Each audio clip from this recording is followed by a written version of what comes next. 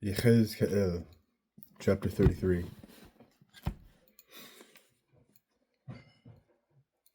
The word of Adonai came to me.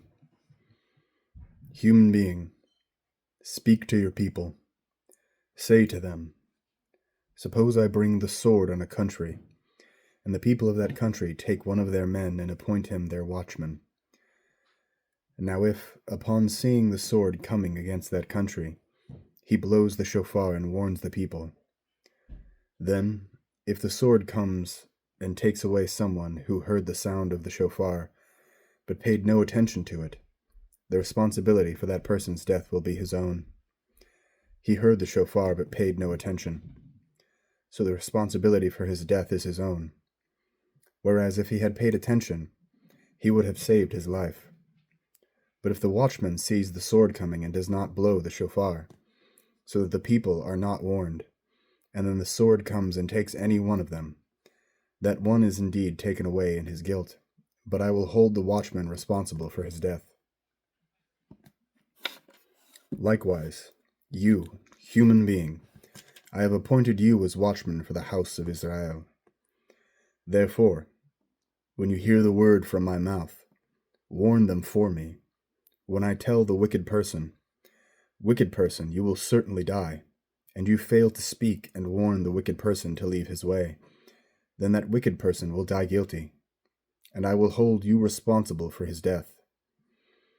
On the other hand, if you warn the wicked to turn from his way, and he doesn't turn from his way, then he will still die guilty, but you will have saved your own life. Therefore you, human being, say to the house of Israel, you say, our crimes and sins are weighing us down. We're pining away because of them. How can we even stay alive? Say to them, as I live, swears Adonai Elohim, I take no pleasure in having the wicked person die, but in having the wicked person turn from his way and live. So repent, turn from your evil ways, for why should you die, house of Israel? Next, you, human being, say to your people, the righteousness of the righteous person will not save him once he starts committing crimes, and likewise the wickedness of the wicked person will not cause him to fall once he turns from his wickedness. No, the righteous person cannot live by virtue of his former righteousness once he starts sinning. So if, after I tell the righteous person that he will surely live, he begins trusting in his own former righteousness and starts committing crimes, then none of his former righteous actions will be remembered. On the contrary, he will die for the evil deeds he has committed.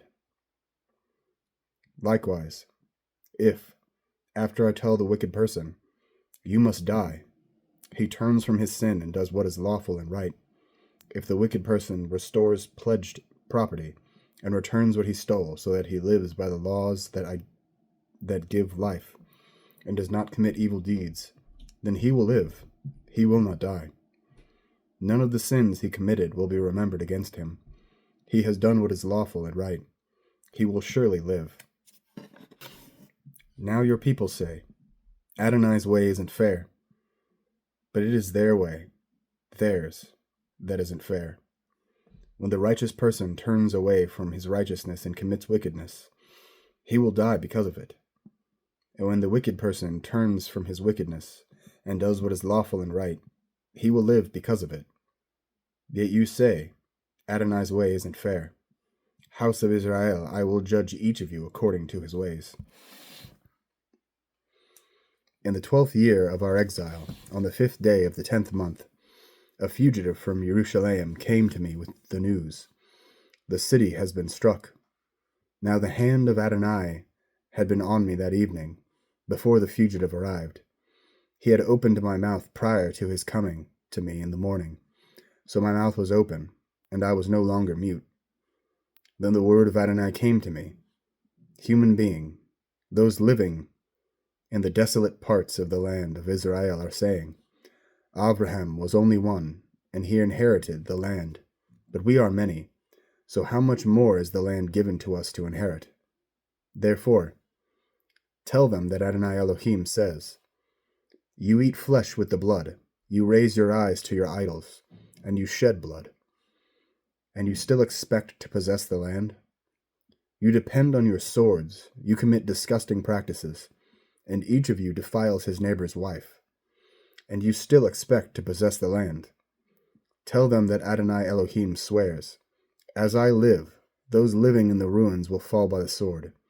Those in the countryside I will give to the wild animals to eat, and those in the fortresses and caves will die of the plague.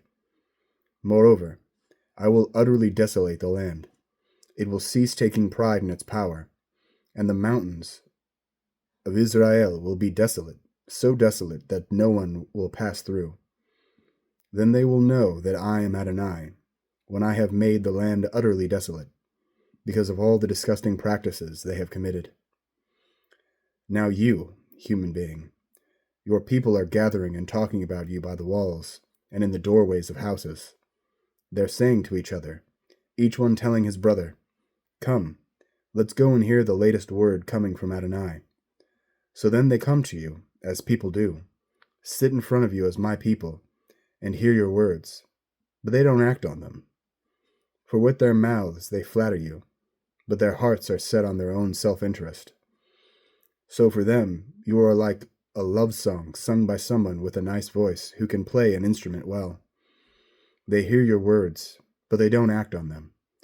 So when all this comes true, then, at last, they will realize that a prophet has been there with them.